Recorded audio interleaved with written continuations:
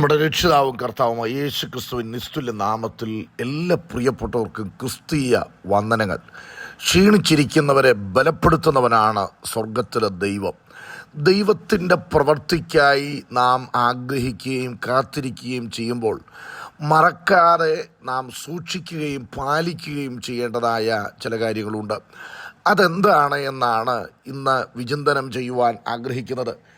ദൈവപ്രവൃത്തി കാണണമെങ്കിൽ നമ്മൾ പാലിക്കേണ്ടതും അനുസരിക്കേണ്ടതും മനസ്സിലാക്കി ശ്രദ്ധിച്ച് നിൽക്കേണ്ടതുമായ പരമപ്രധാനമായ ചില കാര്യങ്ങളാണ്. പുറപ്പാട് പുസ്തകം 14-ാം അധ്യായം 13 മുതലുള്ളതായ വാക്യങ്ങൾ. അതിന് മോശ ജനത്തോട് ഭയപ്പെടേണ്ട, ഉറച്ചു നിൽപ്പീൻ. യഹോവ ഇന്ന് നിങ്ങൾക്ക് ചെയ്യുവാനിരിക്കുന്ന രക്ഷ കണ്ടുകൊള്ളുവീൻ. നിങ്ങൾ ഇന്ന് കണ്ടിട്ടുള്ള മിസ്രയീമിനെ ഇനി ഒരു നാളും കാണുകയില്ല. യഹോവ നിങ്ങൾക്ക് വേണ്ടി യുദ്ധം ചെയ്യും, നിങ്ങൾ മിണ്ടാതിരിപ്പീൻ എന്ന് പറഞ്ഞു. ഇസ്രായേൽ മക്കൾ വലിയൊരു പ്രതിസന്ധിയുടെ മുൻപിൽ വന്നു നിൽക്കുകയാണ്. ദൈവം പറഞ്ഞിട്ടവർ യാത്ര ആരംഭിച്ചു. ചുറ്റിപ്പോകാനുള്ള വഴി ഉണ്ടായിരുന്നെങ്കിലും അവർ അതിലേ പോകാൻ ദൈവം അനുവദിച്ചില്ല. അവരെ ദൈവം ചെങ്കടലിൻ്റെ തീരത്തേക്ക് നയിക്കുകയാണ്. അവർ ചെങ്കടലിൻ്റെ തീരത്തായിരിക്കുമ്പോൾ അവരെ വിട്ടയച്ച ഫറവോൻ്റെ ഹൃദയം കടുത്തിട്ട് അവരെ പിന്തുടരുകയാണ്. ഫറവോൻ്റെ പാളയത്തിൽ കേട്ടതായ വാക്കുകൾ ഇസ്രായേൽ ജനം കുടുങ്ങിയിരിക്കുന്നു എന്നുള്ളതാണ്. എന്നാൽ ഈ കുടുങ്ങിയിരിക്കുന്നു എന്ന് ഫറവോൻ പറയുമ്പോൾ തന്നെ അവരെ അതുവരെ കാണാത്ത ഒരു പുതിയ വഴിയിലൂടെ അവരെ നടത്തുവാൻ ദൈവം പ്ലാൻ ചെയ്തിരിക്കുകയാണ്. ആ കാര്യം അവർക്ക് പോലും ദൈവം വ്യക്തമായി കൊടുത്തിട്ടില്ല. മോശയോട് ദൈവം പറയുന്നത്, എന്തിനാണ് നീ നിലവിളിക്കുന്നത്? ദൈവജനത്തോട് മുൻപോട്ട് പോകാൻ പറക എന്നുള്ളതാണ്. മുൻപോട്ട് പോകാൻ പറ്റത്തില്ല, കാരണം മുൻപിൽ ചെങ്കടലാണ്. അപ്പോൾ ദൈവത്തിൻ്റെ പ്രവൃത്തി വെളിപ്പെട്ടെങ്കിൽ മാത്രമേ അവർക്കൊരു ചുവട് മുൻപോട്ട് വയ്ക്കാനായിട്ട് കഴിയുകയുള്ളൂ. ആ ദൈവത്തിൻ്റെ പ്രവൃത്തി അത്ഭുതകരമായി അവരുടെ ജീവിതത്തിൽ വെളിപ്പെടണമെങ്കിൽ ദൈവം അവരോട് മോശ മുഖാന്തരം അരുളി ചെയ്ത ഒന്നാമത്തെ സന്ദേശം ഉറച്ചു നിൽപ്പീൻ എന്നുള്ളതാണ്. ദൈവം ചില ഇടങ്ങളിൽ നിന്നും മാറാതെ, ഇടത്തോട്ടും വലത്തോട്ടും നീങ്ങാതെ, ശ്രദ്ധയോടും ജാഗ്രതയോടും ദൈവം പറഞ്ഞ വഴികളിലൂടെ നാം മുന്നോട്ട് പോകണമെങ്കിൽ ഒന്ന് ഉറച്ചു നിൽക്കുവാനിടയാകണം. ഉറച്ചു നിന്നാൽ സംഭവിക്കുന്നത് എന്താ? മറ്റാർക്കും ചെയ്യാൻ കഴിയാത്തതും ദൈവത്തിന് മാത്രം ചെയ്യുവാൻ കഴിയുന്നതുമായ രക്ഷ നമ്മുടെ കണ്ണുകൾ കൊണ്ട് നാം കാണുവാനിടയാകും. രണ്ടാമതായി, ദൈവപ്രവൃത്തി നമ്മുടെ ജീവിതത്തിൽ കാണുവാൻ കഴിയണമെങ്കിൽ നാം മിണ്ടാതിരിക്കുവാൻ തയ്യാറാകണം. പലതും കേൾക്കുകയും കാണുകയും ഒക്കെ ചെയ്യുമ്പോൾ പലതരത്തിലുള്ളതായ അഭിപ്രായങ്ങളും വാക്കുകളും നമ്മുടെ ഹൃദയത്തിൽ നിന്ന് പുറത്തു വരാൻ സാധ്യതയുണ്ട്. എന്നാൽ ദൈവത്തിൻ്റെ പ്രവൃത്തിക്കായി കാത്തിരിക്കുമ്പോൾ നമ്മുടെ നാവിനെ കടിഞ്ഞാണിട്ട് സൂക്ഷിക്കണം. ഇസ്രായേൽ ജനത്തിൻ്റെ പരാജയം അവിടെയായിരുന്നു. അവർ ഇത്തരം സന്ദർഭങ്ങളിൽ മോശയ്ക്കെതിരെ സംസാരിച്ചു, പിറുപിറുത്തു. മിസ്രയീമിൽ ശവക്കുഴിയില്ലാഞ്ഞിട്ടാണോ നീ ഞങ്ങളെ ഇവിടേക്ക് കൊണ്ടുവന്നത് എന്ന് പറയുവാനായിട്ടിടയായി.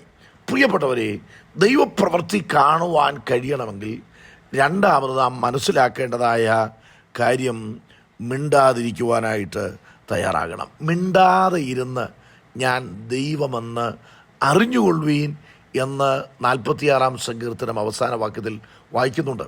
അപ്പം മിണ്ടാതെ ഇരിക്കുന്നവർക്ക് മാത്രമേ ദൈവം ദൈവമായി വെളിപ്പെടുകയുള്ളൂ. ദൈവത്തിൻ്റെ ദൃഷ്ടി തങ്കൽ ഏകാഗ്ര ചിത്തന്മാരായിരിക്കുന്നവർക്ക് വേണ്ടി തന്നെത്താൻ ബലവാനെന്ന്, ദൈവം ശക്തിയേറിയവനാണ്. ആ ദൈവത്തിൻ്റെ ശക്തിയുടെ പ്രവൃത്തി ആർക്ക് വേണ്ടിയാണ് വെളിപ്പെടുത്തുന്നത്?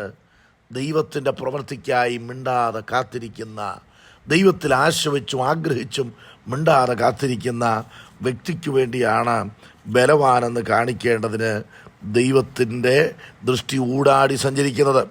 മൂന്നാമത്തെ പദപ്രയോഗം എന്ന് പറയുന്നത് രൂത്തിൻ്റെ പുസ്തകം 3-ാം അധ്യായം അതിൻ്റെ 18-ാമത്തെ വാക്യമാണ്.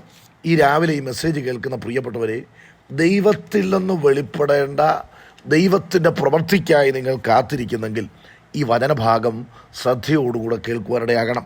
രൂത്തിൻ്റെ പുസ്തകം 3-ാം അധ്യായം 18-ാം വാക്യം. അതിന് അവൾ, എൻ്റെ മകളെ, ഈ കാര്യം എന്താകുമെന്നറിയുവോളം നീ അനങ്ങാതിരിക്കുക, ഇന്ന് ഈ കാര്യം തീർക്കും വരെ അയാൾ സ്വസ്ഥമായിരിക്കില്ല എന്ന് പറഞ്ഞു. അനങ്ങാതെ ഇരിക്കുക. ദൈവത്തിൻ്റെ പ്രവൃത്തിക്കായി കാത്തിരിക്കുമ്പോൾ ആ പ്രവൃത്തി നീളും. ആ പ്രവൃത്തി വെളിപ്പെടാൻ ടൈം എടുക്കുകയാണ്. ആ സമയത്ത് സ്വന്തം പദ്ധതി ആസൂത്രണം ചെയ്യാനുള്ള താല്പര്യം നമ്മുടെ മനസ്സിലുണ്ടാകും. എന്നാൽ ഇവിടെ രൂത്തിനോട് അമ്മാവിയമ്മ നവോമി പറയുകയാണ്, അവളെ വീണ്ടെടുക്കേണ്ട വീണ്ടെടുപ്പുകാരൻ ബോവസാണ്. ബോവസിൻ്റെ വയലിലായിരിക്കുമ്പോൾ സംഭവിക്കുന്ന കാര്യങ്ങളെല്ലാം ദൈവത്തിൻ്റെ നിശ്ചയപ്രകാരമുള്ളതാണ്, പടിപടിയായിട്ടുള്ള കാര്യങ്ങളാണ്.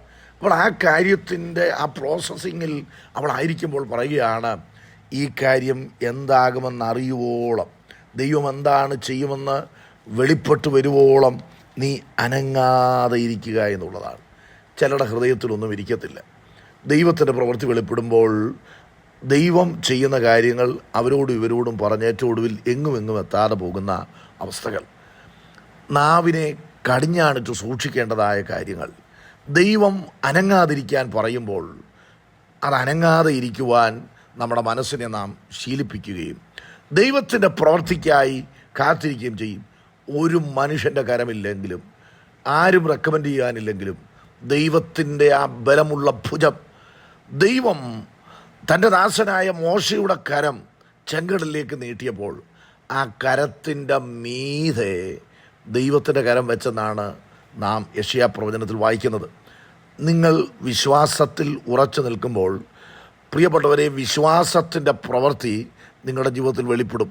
ഉറച്ചു നിൽക്കണം, മിണ്ടാതെ ഇരിക്കണം, അനങ്ങാതെ ദൈവപ്രവൃത്തിക്കായി കാത്തിരിക്കാം. ഈ വചനങ്ങളാൽ ദൈവം നമ്മെ അനുഗ്രഹിക്കട്ടെ.